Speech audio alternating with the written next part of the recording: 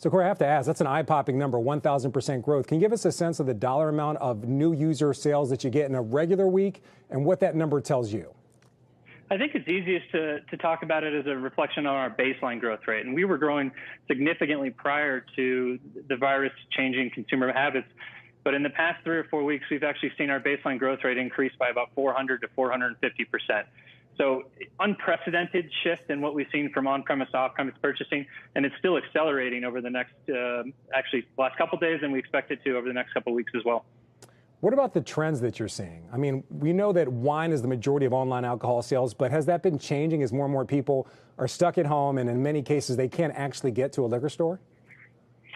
We have seen a little bit of mix shift. I mean, it's mostly been the trends we've been experiencing prior to this moment, accelerating a little bit. So wine has taken a little bit of share at the detriment of beer. And at the same time, you're seeing a lot of the known and well-established brands who have great supply chains and have done well in the three-tier system to be on shelves succeed in this moment. Great. One thing that a lot of people have been talking about is that they don't want people to come to their house and have to interact with them. How have you done that as a marketplace? You're not actually delivering the alcohol yourself.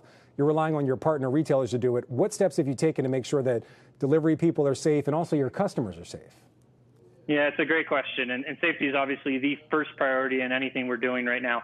To explain the model a little bit, Drizly is a technology platform that allows consumers to shop across local liquor stores and ultimately, larger selection, comparison pricing, and then the stores do the delivery.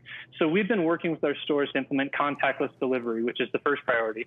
So things like not having to sign on the screen itself for the recipient of the delivery, being able to check ID at a safe distance of 6 feet or plus. So these different things to encourage social distancing, and it requires a lot of messaging on both sides to make sure that consumers are aware of the changes and that stores are actually following through on what we believe to be the safest practices. Wind of this segment, they're telling me how much they enjoy your service, which I admit I hadn't heard of before. Good. So last night I was making meat sauce and I needed red wine and I ran to my neighbors for help.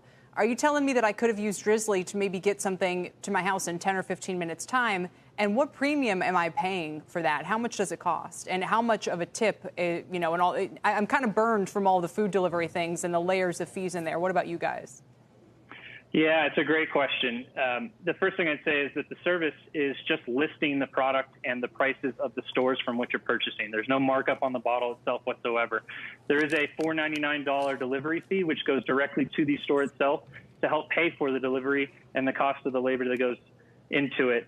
So net, you're paying a $4.99 delivery fee, and that is it, to have the access to not only one store, but across multiple stores to see that large selection, depending on what bottle you were looking to have last night with dinner.